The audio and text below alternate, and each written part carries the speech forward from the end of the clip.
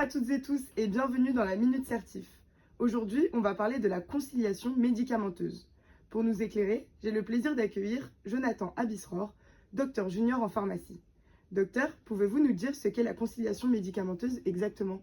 Oui, la conciliation médicamenteuse est un processus formalisé qui prend en compte, lors d'une nouvelle prescription, tous les médicaments pris et à prendre par le patient. Elle sécurise la prise en charge thérapeutique du patient en prévenant et ou en corrigeant les erreurs médicamenteuses et en facilitant la transmission d'informations complètes et exactes aux différents points de transition du patient. Il faut savoir aussi que la conciliation fait partie des critères avancés de la certification HAS. Et cela se fait en 2 étapes, n'est-ce pas? Est-ce que vous pouvez nous en dire plus? Oui, tout à fait. La première étape, c'est de rédiger un bilan médicamenteux optimisé ou BMO en recueillant toutes les informations sur les médicaments pris à domicile par le patient, souvent à partir de plusieurs sources. Le patient, l'officine, les médecins ou encore d'autres sources.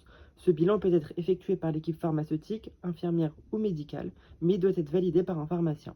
Ensuite, la deuxième étape consiste à comparer le traitement habituel du patient avec la prescription hospitalière pour détecter et gérer toute divergence avec le médecin prescripteur. Et cette démarche peut être proactive ou rétroactive selon le moment où l'on intervient, c'est bien ça?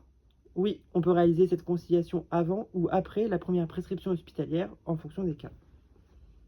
Alors merci beaucoup Jonathan. Pour résumer, la conciliation médicamenteuse, c'est un peu comme un double contrôle de sécurité pour éviter que le patient prenne le mauvais médicament ou en oubliant en route. C'est un processus qui permet de savoir ce que prend exactement le patient à son domicile pour pouvoir ensuite identifier et corriger des divergences avec ce qui lui a été prescrit à l'hôpital. On termine avec une petite info bonus. Saviez-vous que les manchots empereurs peuvent plonger à plus de 500 mètres de profondeur? Allez, rendez-vous demain pour un nouvel épisode et surtout n'oubliez pas notre objectif commun, haute qualité des soins.